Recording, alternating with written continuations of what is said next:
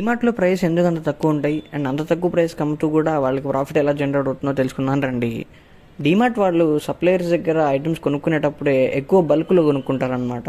So కాబట్టి వాళ్ళకి per item price అనేది తగ్గి ఎక్కువ మనీ సేవ్ అవుతుందన్నమాట. సెకండ్ థింగ్ వచ్చేసి డీమార్ట్ వాళ్ళు సప్లయర్స్కి మనీని చాలా తొందరగా పే చేస్తూ ఉంటారు.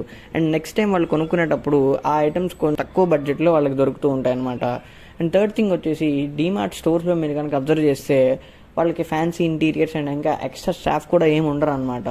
దీనివల్ల వాళ్ళకి చాలా మనీ కూడా సేవ్ అవుతుంది. ఫోర్త్ థింగ్ వచ్చేసి డీమార్ట్ వాళ్ళు ఐటమ్స్ని చాలా తక్కువ మార్జిన్లో అమ్ముతూ ఉంటారు. అసలు మార్జిన్ అంటే మన సప్లయర్స్ దగ్గర ఐటమ్ని ఎంత కొనుక్కుంటున్నాం అండ్ మన షాప్లో దాన్ని ఎంతకు అమ్ముతున్నాం, ఈ రెండింటి మధ్య డిఫరెన్స్ అనమాట. అంటే నేను ఒక 90 రూపీస్కి సప్లయర్స్ దగ్గర ఐటమ్ కొంటే నా షాప్లో దాన్ని 100 రూపీస్కి అమ్మితే నా మార్జిన్ 10 రూపీస్. అండ్ అదే నేను 150కి అమ్మితే అది ఎంత అవుతుంది, 60 రూపీస్ అవుతుంది. 60 రూపీస్ మార్జిన్ ఉంటే ఎక్కువ మంది కొనుక్కోరు. అదే 10 రూపీస్ మార్జిన్ ఉంటే ఖచ్చితంగా ఎక్కువ మంది కొనుక్కుంటారు. సేమ్ థింగ్ ఇక్కడ డీమార్ట్ వాళ్ళకి జరుగుతుందన్నమాట. వాళ్ళ స్టోర్స్లో రోజుకి కొన్ని వేల మంది కొనుక్కుంటూ ఉంటారు. ఇలా చాలా మంది కొనుక్కోవడం వల్ల డీమార్ట్ వాళ్ళకి ఓవరాల్ ప్రాఫిట్ జనరేట్ అవుతుంది అనమాట. సో ఇలాంటి స్ట్రాటజీస్ తో డీమార్ట్ వాళ్ళు ప్రాఫిట్ జనరేట్ చేసుకుంటారు.